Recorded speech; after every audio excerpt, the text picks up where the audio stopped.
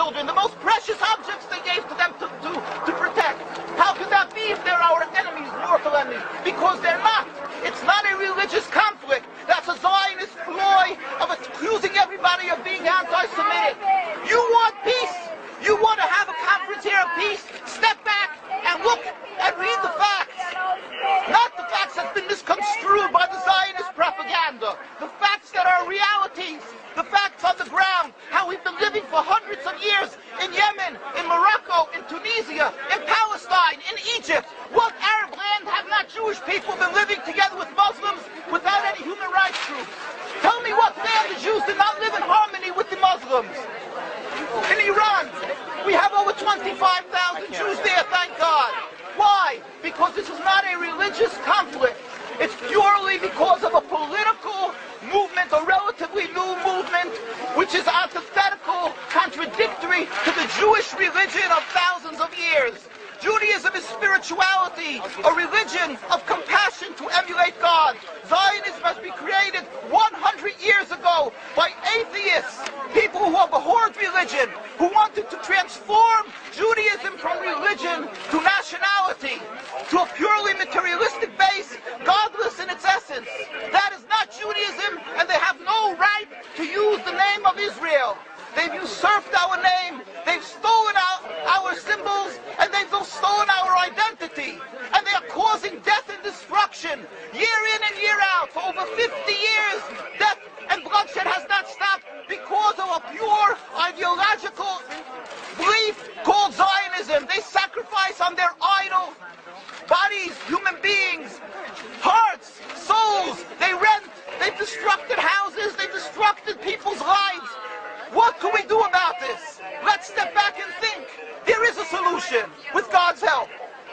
If we would put away the politics, then we could know that we've been living and coexisting together. We most profusely apologize to the Muslims, to the Arabs, what has been done to them. And then we can return and make restitution for what has been done to them. And then we will be able to live in harmony. Not an Israeli state, but one Palestinian state. One state as we have been living for hundreds of years. There will be peace. And you will see that this 50 years has been a nightmare, a mirage, and nothing to do. Your fear-mongering, that's what Zionism does. It's panic, going into a theater and yelling, fire, fire, that's what Zionists do. We've been living with the Muslims. We've been living, yes, Ahmadinejad keeps on stating that he does not want to harm the Jews, but the Zionists keep on antagonizing them. Of course you don't, because you have an agenda. You want to further Zionism. You want enemies. You want enemies in order to be able to say you're protecting the Jews. We don't want enemies. We want to live in peace.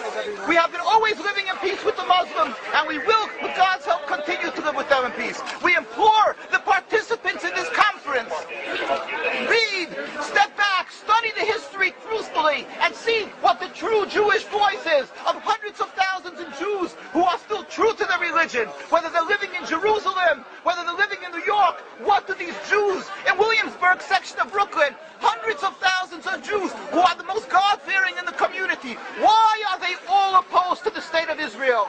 Why is that one Israeli flag in Williamsburg, Brooklyn?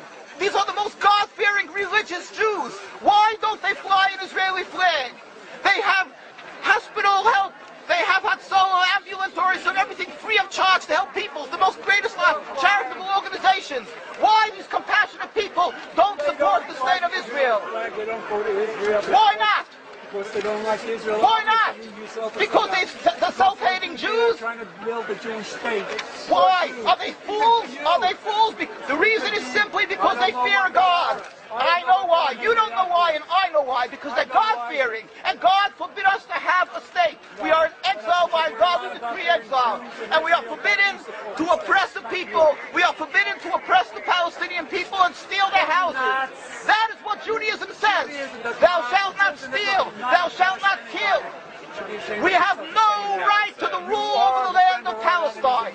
This is what Judaism says, not what these robbers say. It's what the real Jews say. This is what Zionists are doing.